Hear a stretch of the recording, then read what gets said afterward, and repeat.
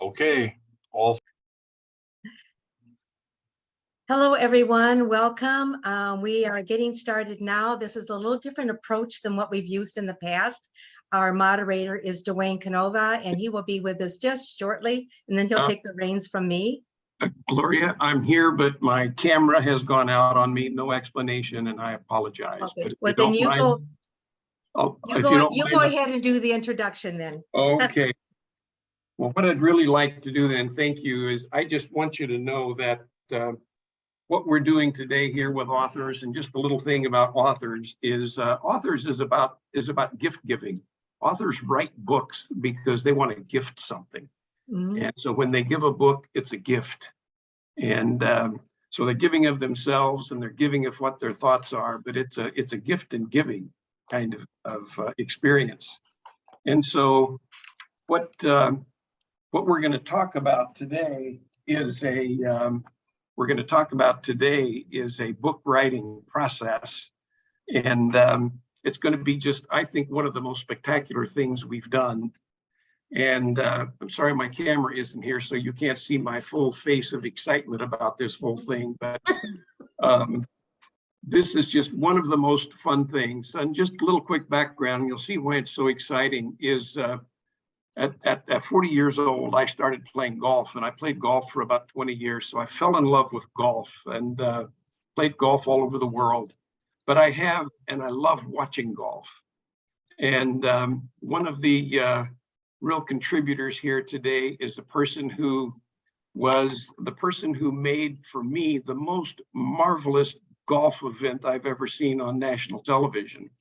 And you're going to get to hear more about Amy here today. And so she's one of our guests here today, one of our presenters. And so I'm eager for you to get to meet her, because you'll hear a little bit of her story and what happened. But her event on national television at one of the biggest golf tournaments in the world back in 2019 was just one of the most marvelous things I have ever personally experienced. And along with that, we have Kirsty Wilkinson, and Kirsty is down in Australia in Melbourne, and she is a lady with a magnificent story, and it's about golf, and she's actually writing a book to become a coffee table book. And a part of that coffee table book is interviews with really special people, and Amy is one of those people. So Kirsty is going to illustrate for you how to do the interviews, how to make that be a part of a book.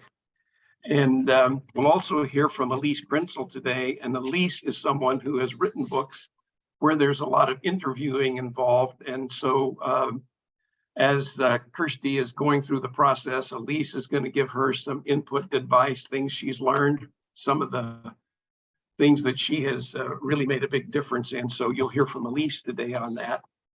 And I've kind of gone in the reverse sequence of who we'll be here with today, but we also have Gloria. Gloria is going to present about her new book. She's written a number of books. She's just one of the most delightful people. And the fact that we are having this Global Chamber author group is because Gloria has just made it all happen now for more than a couple of years. It's just been a spectacular thing, and it's just fun to get to be here and to be a part of this with her. So, Gloria, please come on. Just tell us a little bit about, just a few sentences about you, and then tell us about this book. And we're just look forward to hearing from you. So, please. Okay, I would try to do that in a nutshell if I can. I spent over 30 years as a professional presence, business etiquette, and protocol trainer, speaker, workshop leader, etc. And I did write 4 books that fell into that category. Those are the ones up there. There they are. This screen makes me look there. Oh, you can see they're back there. Anyway, but during COVID, COVID, I think, gave us a time to do a lot of reflecting, and I think it forced us into doing things that we typically would not have done. But during that time, I thought, you know what, I've done so much with the professional development part, and I certainly know that well, but I wanted to do something more personal. And I've done journaling, and the journaling has gotten me through some very, very difficult times in my life. And I found it as a great way to kind of keep that positive attitude going when things are going the other direction. So it's really a mind game that you play with yourself. So this past, towards the end of COVID, I started writing this book, Mindfulness and Health Watch. And I actually I was trying to create a binder for myself, because when I went to the bookstore to look for the 2022 journal, if you will, I couldn't find one that had all the components that I felt it should have. So that's what we entrepreneurs do, or entrepreneurs do. When we can't find what we want and what we need, we create it. And that's the beauty of books, because books also create a legacy. And it's an investment in yourself, if you will. And totally, I'd rather invest in myself, because it's a legacy that moves on, because that's a part of sharing. So my book is out now. It came out at the end of the year. And I've got some great feedback on it. But the whole idea of this book on mindfulness is two things. Number one is to keep the mind in the right direction. And when life starts to switch it out a little bit and take you in a bad direction, it gives you some tools and some things to think about so you can get back on track. Because when you're on track with yourself, you're more productive, and all the other skills that you know that you have learned, they work better. They work for you. But the other component is exercise. We really do need to take care of our bodies as well as our minds. And I found out last summer that I had had a stroke, and I didn't know it. But there was a stroke scar in my brain when I went through an MRI. And I thought, what? When did that happen? We kind of figured out when it happened, a long time ago. I won't go into that. But right away, I had to start to discipline myself to 30-minute walks a day, because it's all about oxygen flow to the brain. And my son had gotten me this watch for Christmas where you keep track of your steps.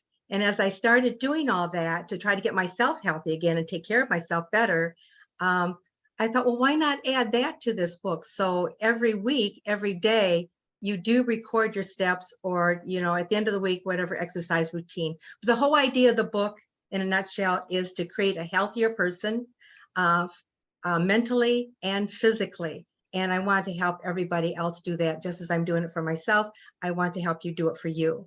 So that's me. I don't want to spend a lot of time on me, because I'm on this so much. Everybody knows my story. But I do want to pass the baton back to Dwaine now. But I did want to introduce my book. So here, see, that's my desktop. Hey. Keep it on my desk every day with the notes and stuff. So wow, thank you. Calendar. Yeah, thank you, Vladi. That's terrific to show that, because I have really enjoyed it also myself. I got it really a few weeks ago, and it's just been great. And so it's just fun. Just gives you that extra bit of dimension of getting to know Gloria. So what I'd like to do now is to have Kirsty. Kirsty, you're with us here. We'd love to have you kind of just give us a little overview of kind of what you're doing and where you're going with your new book, and some of the backstory. And then after you do that, then we're going to have Elise come in and talk about her process. And then Kirsty, we're going to come back to you and to Joe. I should have mentioned Joe Bockerstette is up here, and you'll see Joe is the father of Amy. And I met Joe, I'm going to say more than a dozen years ago. And one of the things that fascinated with me about Joe is that I've always been very good with processes and so forth. But when I met with Joe and his company, I found out that we're amateurs compared to what Joe is doing. So you'll get to hear more from Joe on those things. So anyway, Kirsty, please, we're eager to hear from you. Oh, thanks a lot, Dwaine. I'm actually a women's adaptive golfer, yet to play my first tournament, but I've done a lot of work around trying to advocate for women with a disability in golf.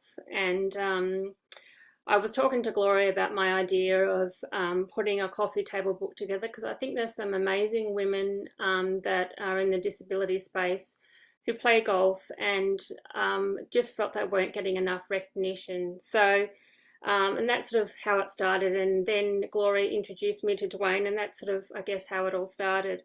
But the idea of the book is to share my story of how I started golf, and then talk about Gloria approaching me about this coffee table book and joining the author group. and also be looking at what Edgar Golf, which is the international body who issue the passes to play disability golf, what they've done in this space, but also Golf Australia will also be doing something. I actually helped them last year to establish some free women's disability golf clinics, and they're gradually picking up, and we certainly have to try and get more women involved in this space.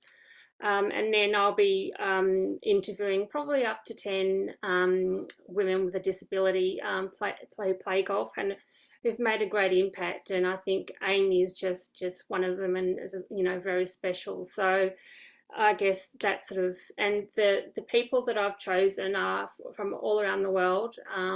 So we've got some from the US. There'll be a couple from Australia. And there'll be some from Europe and the UK, etc. So that's I guess in a nutshell what my book will be about. Super. Well, that sounds really exciting, Kirsty. We're really eager to hear that, and we know that a part of that are the interviews. And so, Elise, we would love to hear from you and have you share about your book and the interview work that you've done. And so we'd love to hear more. Thank you. Thank you. Hi, everyone. My name's Elise Krentzel. I wrote Under My Skin, Drama, Trauma, and Rock and Roll. It's my first published book, my third book that's been authored. I go back decades. I started as a music journalist.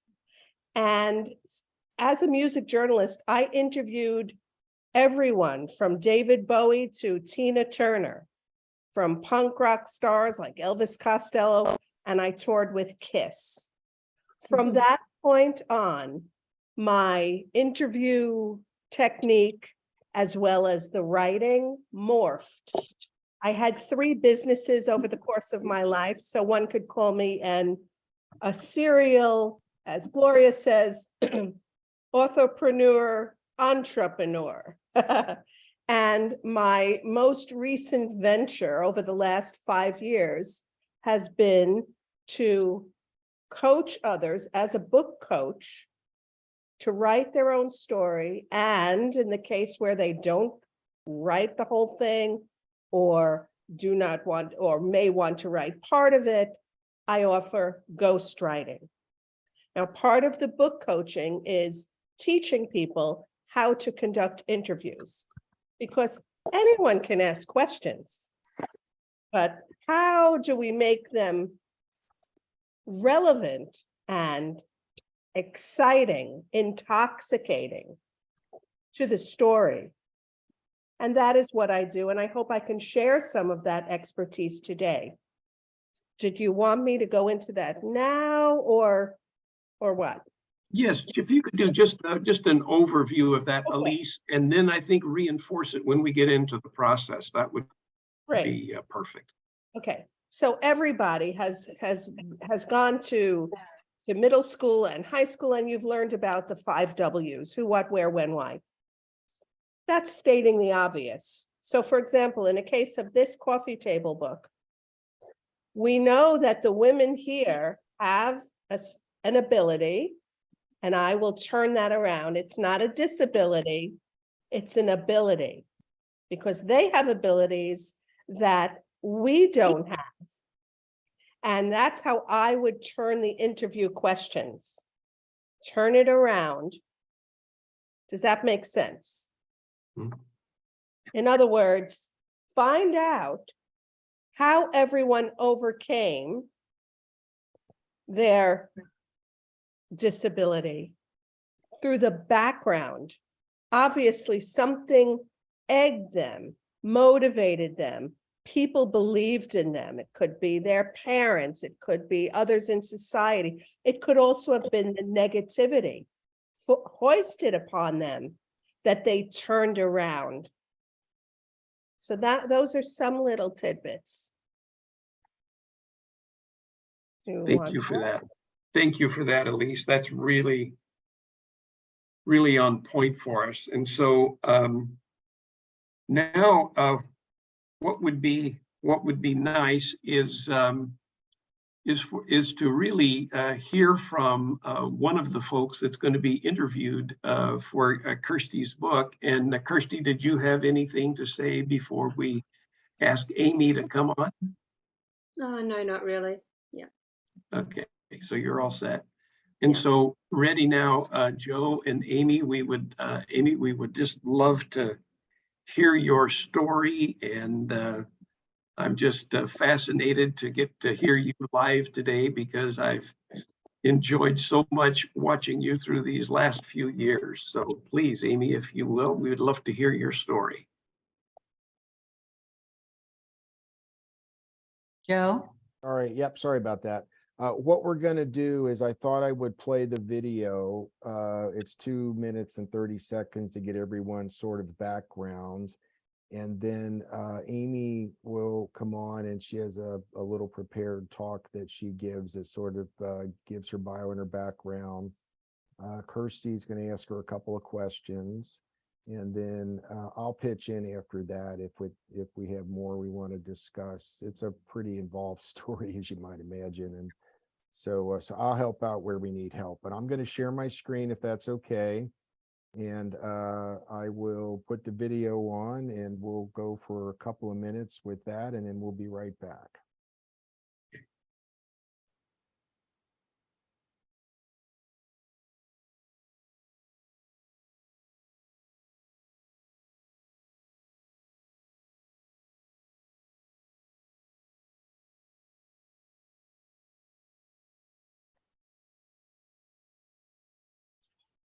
I'm not getting it playing. Is anyone else?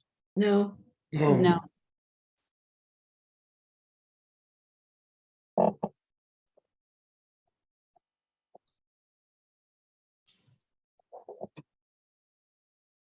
You need to click on the start for the video. So we're not getting any sounds, huh? No, we didn't get any movement at all, Joe. I'm sorry. You gotta click, Joe. You gotta click on the start of the video. Otherwise, the video I doesn't start. did.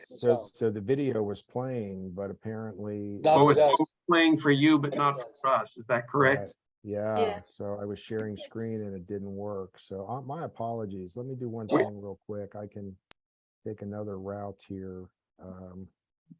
Maybe consider sharing the YouTube link in the chat, and maybe Dwaine can click it for you and turn the sound on. See if that, Here, let me try this. Then, So of course- this is native on my laptop. So let me try this and let me know if you're not hearing this. Okay, here we go. We Working. on? Yeah. Yes, but there's no sound. There's no sound. Okay.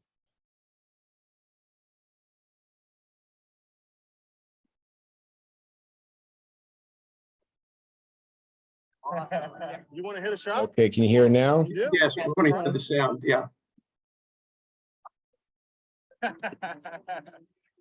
Says, someone can help us with the sound here. We got your clubs right here. Good focus, all right.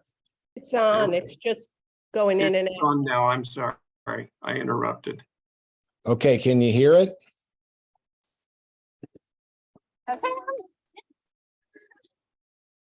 Can you hear it? How are you? Are you Amy? Yes. Give me a hug. I'm Yes. Gary. Nice to meet you. Nice to meet I hear you you're a golfer. Yeah, You are? You want to come with home with us? yeah. Come on, let's go. Hi, I'm Matt. What's your name? Amy. Great job. Nice to meet you. Nice to meet you. I hear you're a heck of a player. Yeah. Awesome. You want to hit a shot? Yes. You do? Yeah. All right, let's do it. Oh,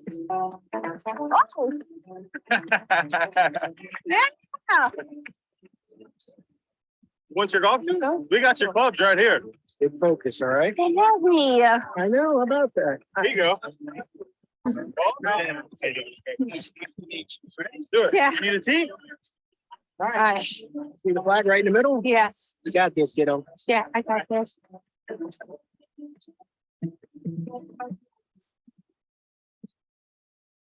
Hi. Give me a 5. So cool. They love me.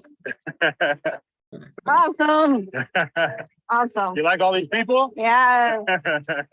You want to hit it out?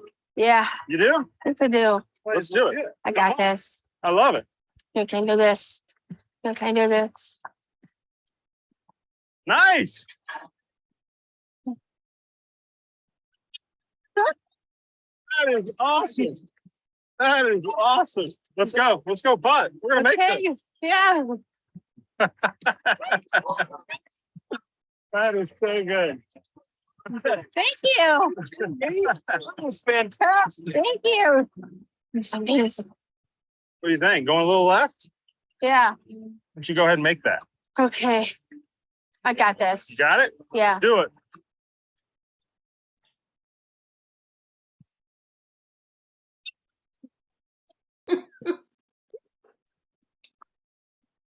That is so awesome. You are so awesome. That is so good. Oh, wow. Very cool. Incredible. Thank you. Wave. Wow. Yeah. Oh my Yeah. God. You are so good. Thank you. Amy, it was awesome to meet you. You're an inspiration to us, all right? Okay. You're our hero. Oh, you're amazing. You happy? Yes. Wow.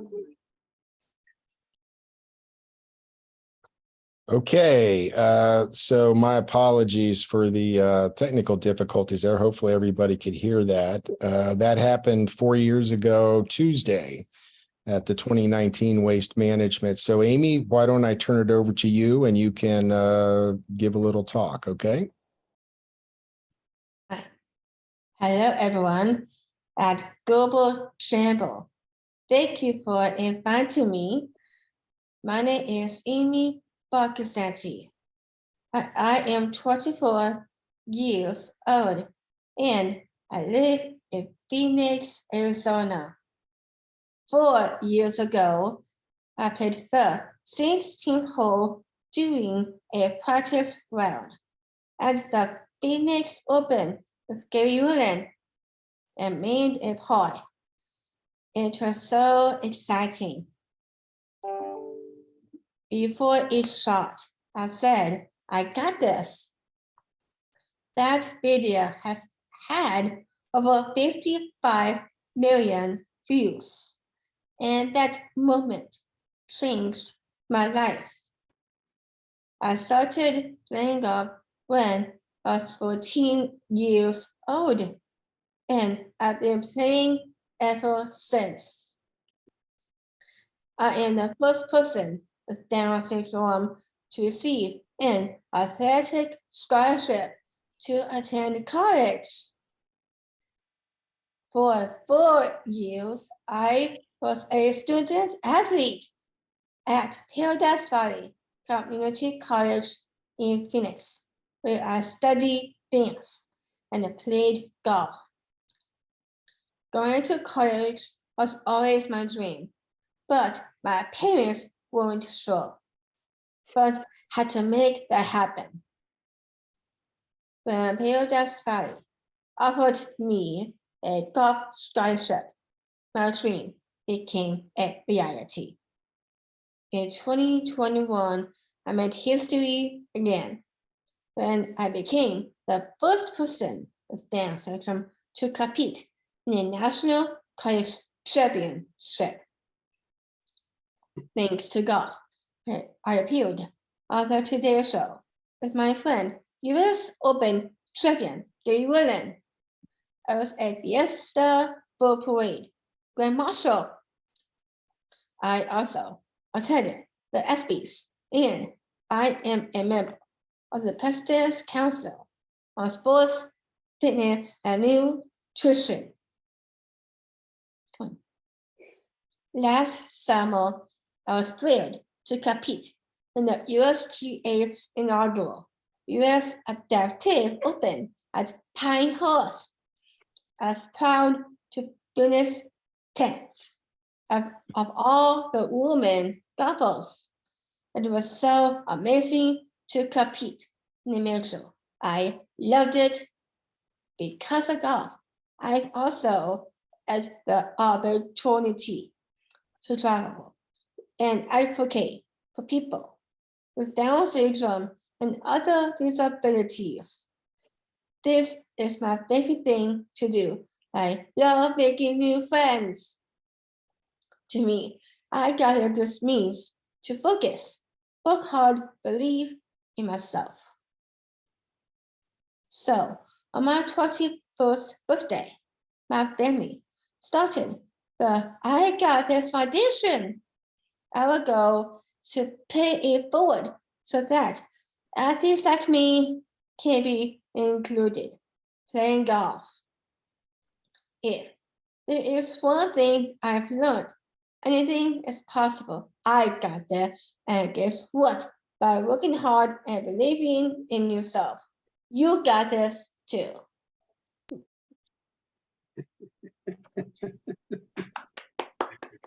Oh my.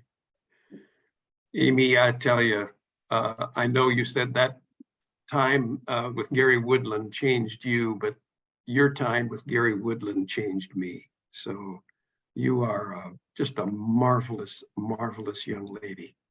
And we're really thankful for you. Kirsty, we'd like to just hear a little bit more from you about your book. And also then maybe if you can just take a few minutes and do a little interviewing back and forth with Amy. And of course, we're in no rush. We want to hear all we can. And so please, Kirsty, take it away. Sure. So Amy's the first golfer that I'll be interviewing for my book. And as a matter of fact, I actually introduced Joe to a friend of mine, Kathleen Tennant, and her daughter's going to be playing in the Special Olympics in Berlin, and Amy's too. So hopefully they'll get to meet as well. And she's also, I'll also be interviewing Tash as well.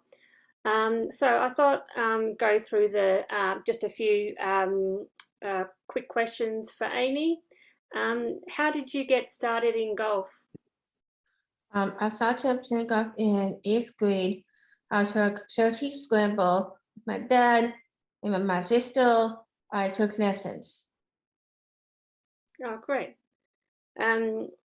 What was it like playing with Gary Woodland on the 16th hole at the Phoenix Open? It was so fun. That game on the 16th hole, like I was dream for me, and it was an amazing guy. We take the buddies at the Today Show and say we want this together. It was amazing. Oh, wonderful. That's great. And can you please tell me about your foundation?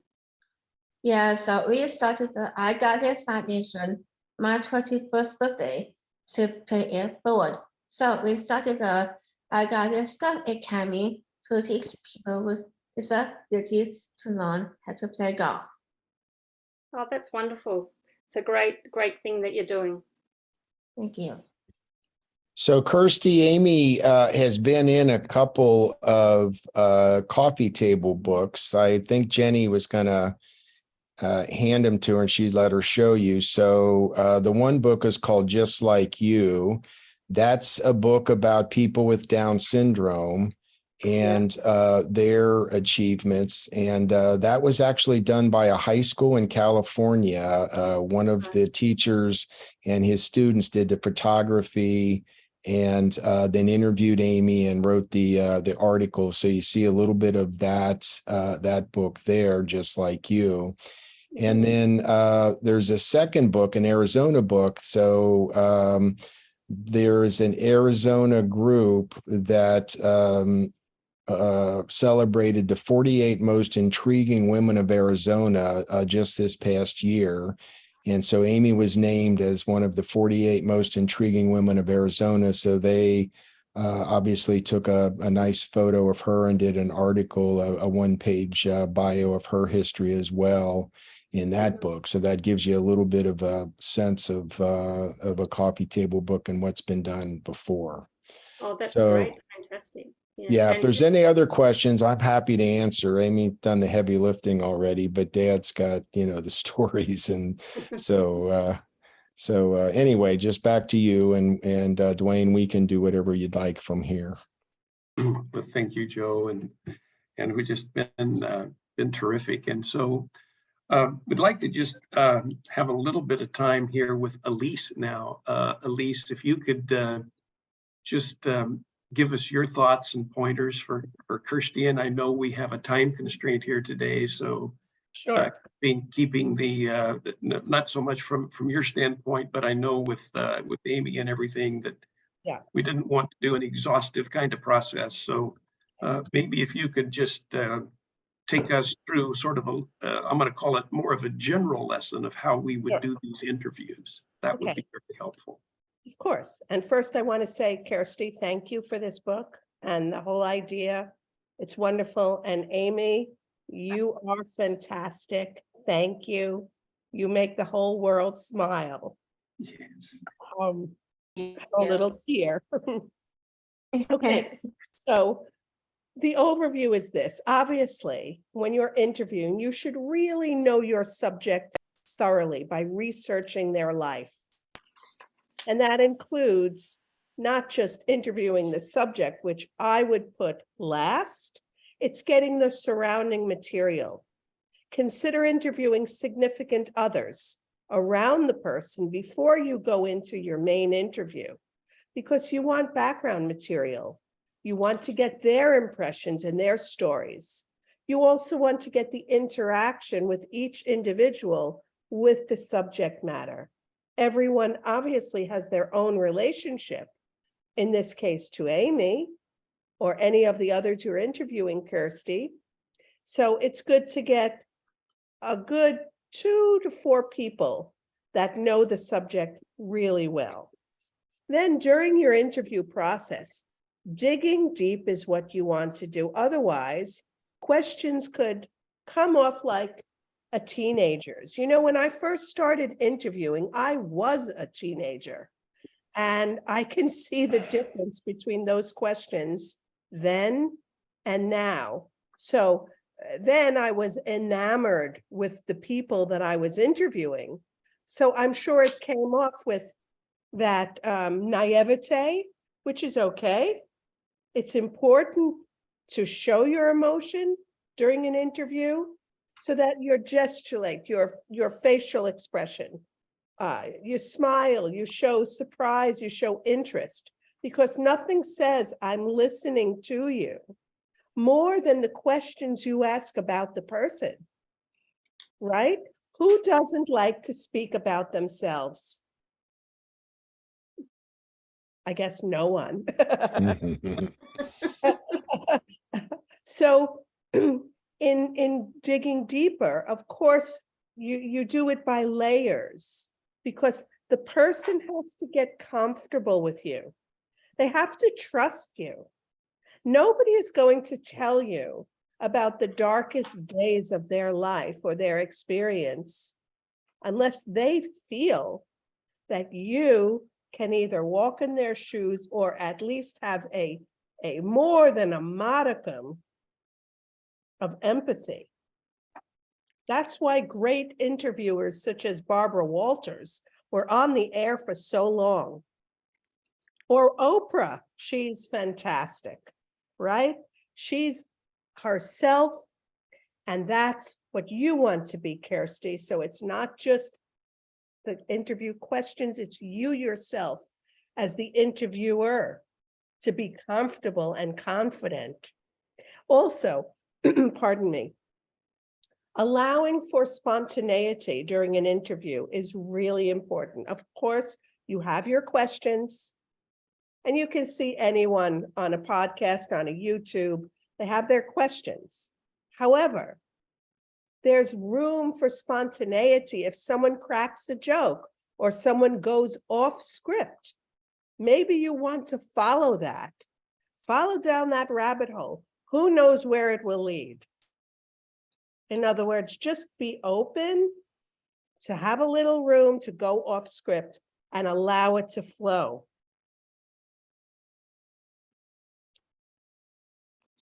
that's kind of what I would advise.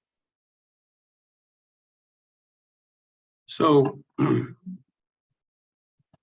it's just been a delight to hear this, and I'm just thinking about the process now. And then, so in my mind, let's just open this up. We have some time here now for those of us who are writers, and I think we can all learn from everything. As writers, we are learners. That's what makes a writer, is a learner, right? You can't be a writer without being a learner. So if you have some questions, we have time for that now.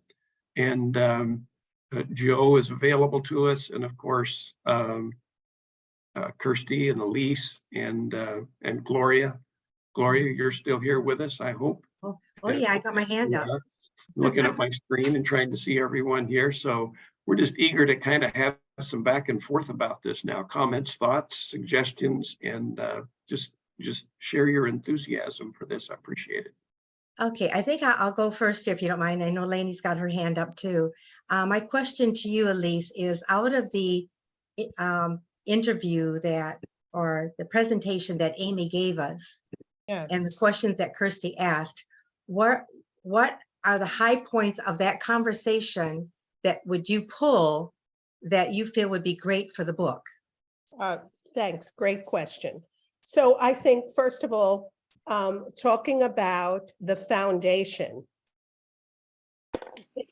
that's really the end of the story, or the end of the story until today, but it's based on her entire background. So you could do it however you want. You could do it chronologically, or you can do it from the present to the past. The foundation is what Amy is doing to give back. So this shows Amy's magnanimity, her character. And that's what we want to pull out, because that same character is the one who overcame her challenge and did not let it stop her from There you go. becoming who she is and becoming who she will be. So I would tie those two things together, the character and the foundation. Okay. Lainey, you have your, there you go. You have your, there you go. Everyone on this call that I know knows that at some point you're always going to have to tell me to unmute myself. It's now tradition. Elise, I had a question in a little different direction. I'm intrigued by the idea of not being afraid to go down a rabbit hole in an interview. Could you give us an example of something maybe that surprised you and how you turned it into a useful part of an interview? Yes, I'm going to go back to a time when I interviewed Dolly Parton in Japan. So I was living in Japan. I was the bureau chief of Billboard magazine, which is the music industry trade journal. And I had literally 6 minutes to interview her. So she was promoting an album.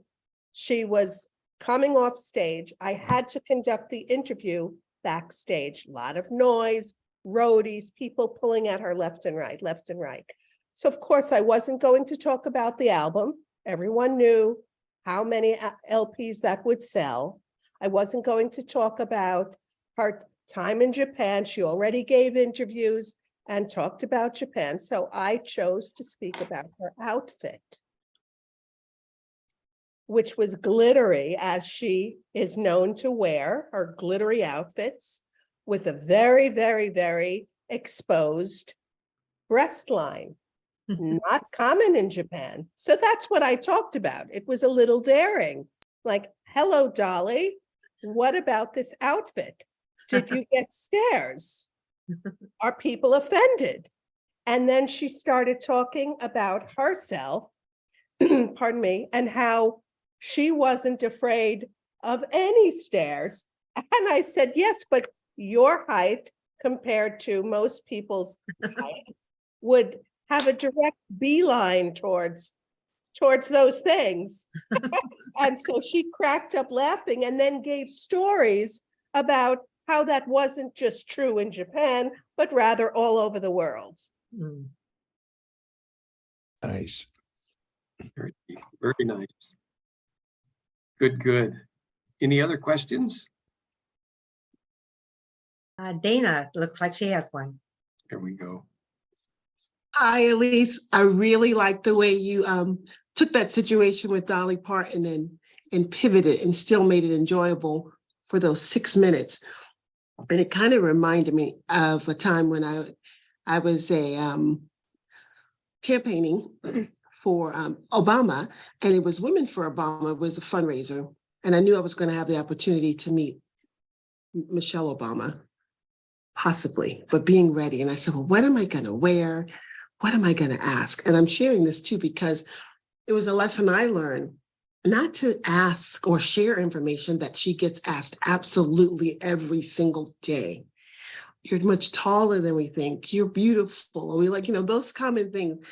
So I decided, I think it was inspired actually. I decided to share with her when I had the opportunity to meet her that we had 3 things in common. So she asked me what were the 3 things. She goes, what's the first one? So we were engaging already and she initiated it. And I said, well, the first thing is that we both, I'm sharing my political view clearly, but we both are voting for the best candidate for the president of the United States. And she embraced me. And then she goes, well, what's the second one? So when you put it out there, like in numbers fashion, then they're going to be curious to what the second and the third. And so she went on to ask those questions. And one of them is that we work hard as women and we give our all, and it's important to take time out for tea. So I did have a tea set for her and a blend that I made for she and her husband at the time. So my question to you, Elise, which I just really love your stories, and you know that though, is what are some ways that we can get creative in asking questions? Okay, well, that's a creative question. I like that. Thank you, Dana. Well, okay, so it goes back to a couple of the things that I said before on the tips. Number 1 is don't ask the same questions that everybody else is asking. Okay, it's the same thing. Do you write your bio on LinkedIn? We all have a bio. We can all give the title of what we do, but that's not who we are. And that's the same with anyone you're interviewing. It's who you are and not what you do. That's a key. So get creative. How do you, Dana, when you meet somebody for the first time, how do you introduce yourself? I introduce myself now as a connector. Okay. And then I tell you how it shows up. Right. And so the best way to get to the who is let the person speak, provoke them. That could be positive or negative, because positive or negative, we do not know as an interviewer. Only the subject knows. And then we will see their reaction by the question. So provoke is number 1. Why do what everyone else is doing? Don't play it safe. We don't know what safe is. Ask the questions and then let them speak. And being creative is picking up whatever key point relates to you and the article or the medium that you're writing it for. And so Kirsty, just would love to hear from you a little bit about some of these last pointers and ideas from Elise. Any thoughts that you've been making notes on? Oh, thanks, Dwaine. Yes, I've been writing some notes and some ideas. I know that, for example, Amy Bullock, who's on the board for Edgar Golf, she's in charge of the women's programs, and not just in the UK, but also globally. And I know she's done some pretty amazing things. and she's also been working with the ladies European tour as well. So often at events they'll have some of the top women's all abilities players paired up with the pros, and usually they might have a charity day or something like that. And that's she's done all of that on her own back, and she hasn't had the support of England Golf or anything. She's just gone about it, and she's done some pretty amazing things. And so yeah, it's especially Amy. She's very innovative and you know, really keen to try and increase women in, you know, the involvement of these women in golf as well. So yeah, she's one in particular that I think will have a great interview. Super. Yeah, I'm just going to say, jump in here a minute, Kirsty. What Amy shared with us in her presentation as she talked to us was so inspiring within itself. You know, the video and the combination of the two. In your book, based on that, what you've heard so far, I'm saying this awkwardly because I'm not Elise has experience in doing this, but I would be curious to know what you would want to pull from that to put into your book that would inspire others that are reading the book.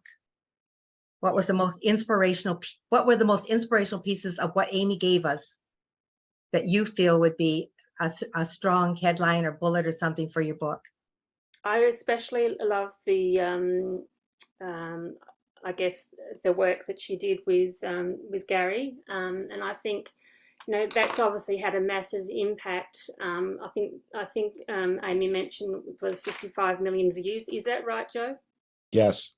Yeah, Wow. I mean, that's just amazing in itself. And I think the big part of this book is you know, getting our stories out there and being recognized, because unfortunately, you know, most of the time you hear about the male players are doing really well, but you don't often hear about the women players and what they're doing, not just in terms of their golf results, but, you know, what Amy's doing with her foundation, and, you know, some of the work that I've been doing to try and get more women involved in golf. And it was, you know, it was actually that I actually went to Golf Australia and said, look, we really need to, you know, pick up the involvement of women with a disability in golf, because currently there's really only about 2 or 3 players that are active, and you know, we need to get more diversity out there.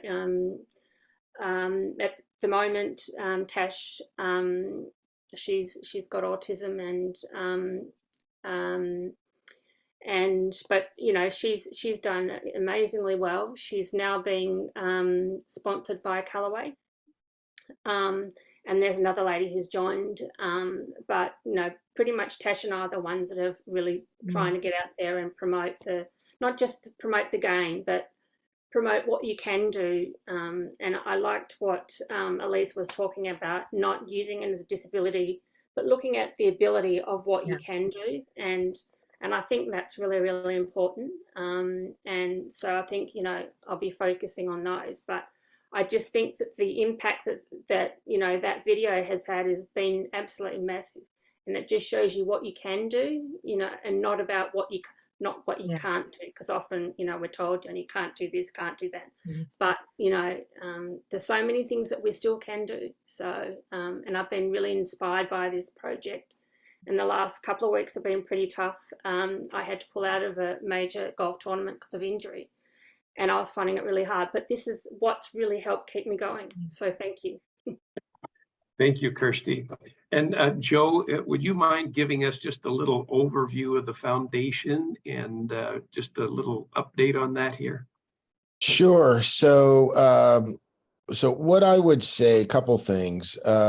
So in Amy's journey, which has been a remarkable journey of ups and downs and you know, trials and tribulations, and really the primary theme to her journey has been what we call Amy's village. And her village, she's had so many outside parties contribute to her development in golf, in school, in life. And there are stories where we were sort of stuck and somebody came along and said, we need to do this, and we got unstuck. And I'll just tell you one quick story. Her golf coach, when she was first taking lessons, so this goes back about 10 years, came to us early on and says, she is far more capable than you realize. And that's a life-changing moment for a parent of a child with Down syndrome, right? And he's still with us today, so 10 years later. So the foundation really became a way to pay it forward, as Amy said. The mission of the foundation is to provide instruction and playing opportunities for people with intellectual disabilities. We want to see more women with disabilities playing golf, and we want to see more people with intellectual disabilities playing golf. And I think there's a little bit of a barrier that's just something that's too difficult, right? And so Amy represents an example of you are more capable. She is more capable. She's capable to play golf. She can play golf with anybody at any time. And we had one parent tell us that her playing golf and her getting a college scholarship really opened up people's minds, parents of people with Down syndrome, to opportunities they had never even considered before, right? And so the foundation is designed to provide golf academies. We're teaching people with disabilities to play golf. We have our very first tournament this Sunday. I got this invitational. We have 25 golfers with intellectual disabilities competing 18 holes, individual play with caddies. And I would say more than half of the golfers in the tournament have never done this before. And so it's we're stretching people into imagining things that they weren't imagining was even possible before. So adaptive golf is growing rapidly in the country and internationally, as Kirsty described. And we really want intellectual disability to be a key participant, people with intellectual disabilities to be a key participant in that growth area. And so Amy represents, of course, an opportunity to help lead that through the foundation. So you've really taken what could be a barrier and turned it into a pathway. And it wasn't planned. We never laid her life out this way. It's sort of been an opportunity as come upon us as we go. And every time we're not sure what comes next, something comes along, and here we are, right? So she's been playing golf for 4 years, for 10 years. That video is 4 years old, and we hope to turn that into really a movement for more people with intellectual disabilities enjoying the game and the social aspects and the terrific venues. And there's just so many positive aspects to golf that has nothing to do with how well you score on the golf course. Perfect. What a great time. Thank you, everyone. Gloria, Kirsty, Elise, Amy, Joe, thank you. And then for all the questions and input. And Nicole, thank you for your point. And I know we got to look at it here. So thank you for your input there. And Doug, we'd like to hear from you and have you do just a little wrap up here for us and let us know about next week as well. You're on mute, senor. I think, Gloria, am I the moderator next month? Yes, you are. Okay, fantastic. Who do we have as speakers? Oh, you're going to ask me that question. So we're going to have some amazing book authors. I know that for sure. I'm going to say his name wrong. That's why I'm hesitating. The one that wrote Human Connection. Majo, how do you say his name? Majo? Oh, Manoj Gursahani. Yeah, okay. So Manoj Gursahani is really extraordinary. He was on a call earlier today in one of the meetups, and then tomorrow morning, actually, we have the Global Chamber India meetup, and I'll bet he's on that call as well. He's our Global Chamber Executive Director in Mumbai, and he's written a book that has a very mindful approach to connecting to people. And one of the and you'll see it actually in the Global Chamber LinkedIn group. I posted something he posted earlier today, it was 24 hours or so ago. And the basis of it, the post was, instead of when we meet someone to think about what can this person bring to me, the approach could or should be, how can I help this person? And we lose sight of that many times. And we actually were talking about this earlier. I asked him, how do you maintain that perspective, given that we get really busy, right? And we try to, and I'm mainly speaking about myself as someone who is pretty focused in on getting stuff done. And so you're always going through that screening process. Do I spend time when someone approaches me by ignoring it or responding in a polite way, or actually digging in and asking questions to be able to help? And those are decisions that we all make every day, and we don't always make the right decision. And his approach on the book has been, for many cases, most cases, just go into that situation with the approach of helping. So that's going to be a great conversation, I'm sure, about how he's written about that and other aspects of that in the book. Join us next week or next month. It's on the 15th of March. Because of the anomaly of February having exactly 4 weeks, it's the same date next month, third Wednesday. Gloria, is there anything else that you would like to add? Yeah, we have 2 openings for authors. So if we have authors in our group here who would like to present at that one, we have 2 openings. I know you wanted, wanted, Elise has a question. Elise's hands up. Yeah, okay. I know you so wanted Nicole. Yes, I want to, Sorry. yes, I want to be an author, be a speaker next month. However, if there's a minute, I do want to add something to the interview if Kirsty and is still here. I had a brainstorm. Do we have a minute? Can I do this now? We do a minute, yes. Okay. So in particular to Joe and to Kirsty. Sure. Look, the foundation name, I've Got This. A great title for the book is You've Got This.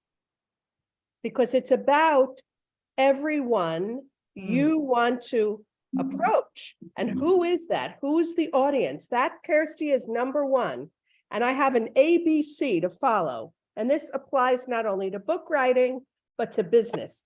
So everybody's probably familiar with this anyway, but here I go. A, who is your audience? That is number 1. If you know who you're writing to, great. You've got 1/3 of the success there. B, benefit. What are you writing that will benefit that audience? In other words, find their pain point and answer it, solve it. So in this case, as I see it, this book is aimed towards parents of children with intellectual challenges. And C, conversion. If you know who your audience is, you know how they're going to benefit with your book or product or service, boom, you can convert them because you are filling a need. Thank you, Elise. Thank you, everyone. What a Great day. thoughts. Is there anybody else with their hand up? No. Or is there any, Dana, were you saying something? Yeah, I was just following up because I know Gloria had asked me in January for a couple of our authors in the Atlanta Metro, and Nicole's on, she's our deputy director. So I know that I've connected them in email. So I just was, maybe she'd be a great one to include since you've got 2 slots for next month. Yeah, I think I reached out to Nicole, but I don't think the availability has been there yet. I just need to have her give me a month. Okay. You're on, Nicole. Are you available? Are you available in March, Nicole? Hi, thank you so much. I believe I am available in March. Thank you so much. Well, you're on. Okay. Thank you all you. very much. Thank you for making this, and just Joe, Amy, Kirsty, Elise. Wow. Thank you. Yeah. See you all again soon. Take Great care, job, everybody. Dwaine. This went too quick. Thank you so did. much. I really enjoyed it. Thank you. Thank Thanks, you, everyone. Amy.